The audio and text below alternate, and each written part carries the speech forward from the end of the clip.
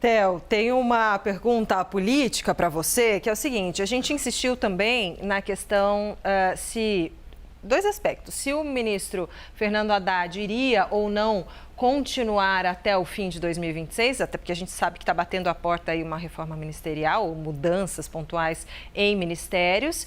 E ele disse que no que depender dele, sim, mas que ele foi chamado para fazer muitas coisas e entregou as coisas, mas que, claro, depende do presidente Lula. E também perguntamos se ele vai ser candidato a algo em 2026 e ele jura que não, há nada, deputado, senador, governador, nem presidente da República. Noivo de quermesse, nada, né? Não vai ser nada. Academia Brasileira de Letras, síndico, nada. Theo Cury, a sua avaliação, né, sobre esse posicionamento do ministro da Fazenda, Fernando Haddad.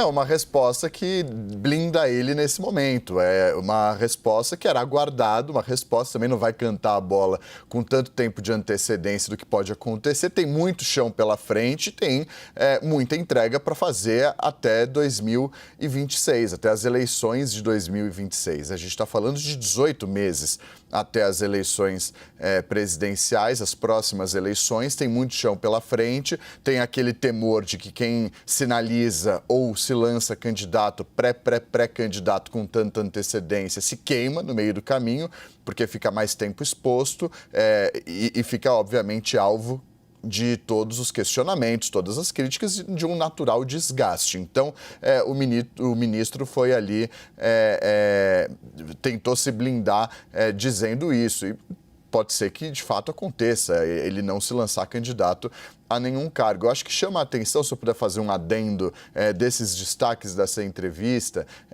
algo que chama a atenção é a percepção dele com relação à percepção da população a respeito das medidas e das políticas do governo. Se eu não me engano, foi a Thaís que fez essa pergunta a ele. E aí acho que entra muito da comunicação do governo e do desafio da comunicação do governo de colocar em prática essa vamos dizer assim, venda do que o governo faz, do que o governo entrega, para que a população entenda isso. E ele fala desse desafio diante da disseminação de notícias falsas, diante da polarização extrema que chegou o país nesse momento, da dificuldade de se fazer um trabalho, assim, obviamente defendendo o lado dele, mas a gente tem acompanhado isso na prática. E eu faço esse adendo por conta do alinhamento institucional que o governo vai ter de fazer agora com o Sidônio Palmeira à frente da Secretaria de Comunicação Social da Presidência da República. A gente já vinha conversando aqui sobre esse alinhamento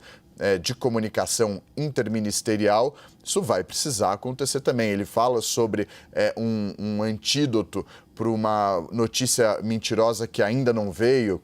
Esse é o grande desafio do governo e também para fazer, conseguir se vacinar, obviamente, do que pode ser interpretado pela população. Esse exemplo do Pix é o principal, mas a gente já viu outros casos ao longo dessa gestão, ao longo desse governo. Então, acho que é um ponto importante essa mescla entre a comunicação e a atuação do Ministério da Fazenda.